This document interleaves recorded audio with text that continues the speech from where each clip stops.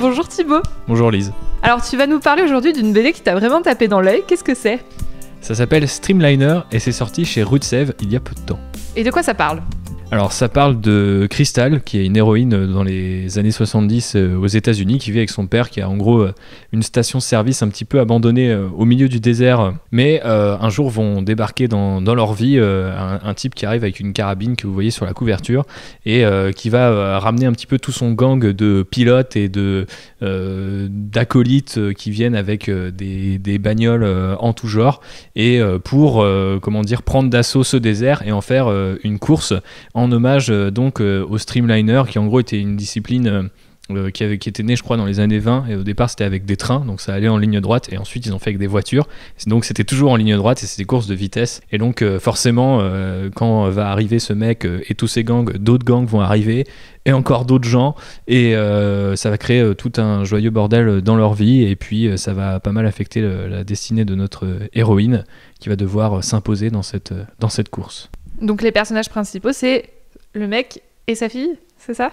Du coup, le mec qu'on voit là, c'est le chef de gang, et les deux autres personnages principaux, le personnage principal, c'est l'héroïne Crystal, et son père, qui est un mec qui a fait la Seconde Guerre mondiale et qui a ouvert une station essence au sortir de la guerre. Et alors, pourquoi ça t'a plu ? Alors déjà parce que factuellement c'est plutôt très très bien dessiné par Fan, qui est du coup le mec totalement condescendant, qui avait repris Joe Bartin, donc qui avait un petit peu repensé l'histoire, etc., et qui est du coup, comme on peut l'imaginer avec une série comme ça, tout à fait fasciné par la mécanique et les belles voitures, et donc du coup ça m'a tapé dans l'œil de ce côté-là, déjà parce que les planches sont superbes et que l'aspect course vitesse est assez bien digéré dans les planches, et que ça soit dans les couleurs et les compositions, tu ressens vraiment tout ça, et c'est assez rare je trouve dans la bande dessinée de réussir à saisir comme ça le mouvement aussi bien. Donc pour le comparer à quelque chose, spontanément je citerais Mad Max Fury Road, ou plutôt des choses cinématographiques. Et ça m'a beaucoup plu. Et puis après, il y a quelque chose de plus personnel, c'est que ça me fascine de retrouver des genres très américains ou des thèmes très américains dans la BD franco-belge, notamment parce que ce qui est assez amusant de remarquer, c'est que c'est un mélange de western, de sport mécanique, il y a un petit peu de polar parce qu'il y a la présence de deux policiers infiltrés dans la course, et il y a un mélange aussi de films de guerre pendant un temps, parce qu'il y a un flashback sur le fameux père de Crystal qui était en fait pilote dans l'aviation américaine pendant la Seconde Guerre mondiale. Donc il y a tous ces genres hyper américains et tous ces thèmes hyper américains qui arrivent dans cette bande dessinée et qui se retrouvent du coup digérés dans un média franco-belge, et j'ai toujours trouvé ça fascinant en fait de voir comment on voit comment nous on voit toute cette culture américaine, et d'autant plus fascinant que aux États-Unis, malgré les comics indépendants, etc., on voit très peu de comics de guerre ou de western ou de courses de mécanique, tu vois. Donc c'est assez amusant si vous aimez cette ambiance, à découvrir, de la découvrir en fait sous un angle plus européen, mais qui restitue quand même l'essence et le sel de tout ça, si j'ose dire. Du coup, tu recommanderais ces BD aussi à des amateurs de cinéma ?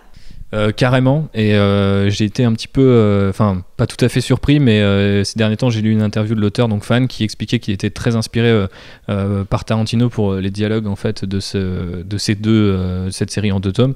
Donc j'avais trouvé ça à la fois amusant mais en même temps pas tout à fait surprenant, parce qu'il y a vraiment un côté verbeux par moment, mais dans le bon sens du terme, avec les personnages qui s'envoient des punchlines sur punchlines, et c'est effectivement très cinématographique, que ça soit dans les dialogues ou dans les courses qui ont tout de suite tendance à être spectaculaires, mais qui restent lisibles. C'est parfois un défaut que ont justement les Américains, c'est faire des planches hyper spectaculaires, mais au bout d'un moment il y en a tellement que c'est plus très lisible, et là parfois par moments ça reste spectaculaire alors qu'ils sont dans le désert et que c'est 2 voitures côte à côte, et il y a une tension qui se dégage, je pense, parce que son écriture elle est très cinématographique justement.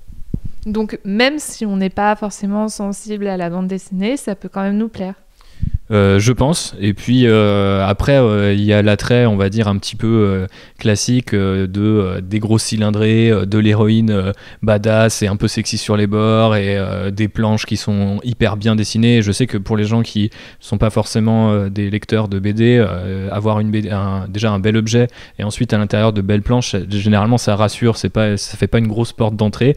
Et puis par la suite, être porté un petit peu par ce côté cinématographique, je pense que ça aide à rentrer dans le bain et à se laisser porter dans cette course un petit peu à 100 à l'heure, mais t'es pas dérouté non plus. Après moi j'ai l'expérience de ces genres-là et de la BD, mais je pense que des gens avec moins d'expérience se laisseraient porter tout autant. Tout à l'heure, tu nous as parlé vite fait de l'auteur Fan. Est-ce que tu le connaissais déjà avant ? Juste pour avoir repris du coup Joe Bartim et de nom, donc pas du tout. Et ce qui est assez intéressant ici, c'est qu'il fait le scénario et les dessins. Et c'est super intéressant en fait de voir, il y a quand même quelques bonus, puisque c'est une belle édition, encore une fois chez Rutsev, donc à la fin tu sais comment il a approché un petit peu ce matériau-là. Et c'est toujours intéressant d'avoir une seule personne aux commandes, même s'il est accompagné d'une coloriste qui a fait un superbe travail aussi. Mais tu sens du coup, il y a même des planches, il y a entre guillemets une director's cut parce qu'il y a des scènes coupées, il y a des planches qu'il a coupées par rapport à des, encore une fois un lien avec le cinéma, il y a des scènes qui sont coupées dans la BD et je le connaissais pas du tout, mais je pense qu'avec ces 2 albums, tu apprends peut-être un peu plus à le connaître parce que il y a une fenêtre d'expression qui lui est laissée en fin de tome, et puis étant seul aux commandes, il a l'occasion de faire un truc qui est très personnel, donc pour découvrir l'auteur, ça peut être aussi une bonne occasion, quoi.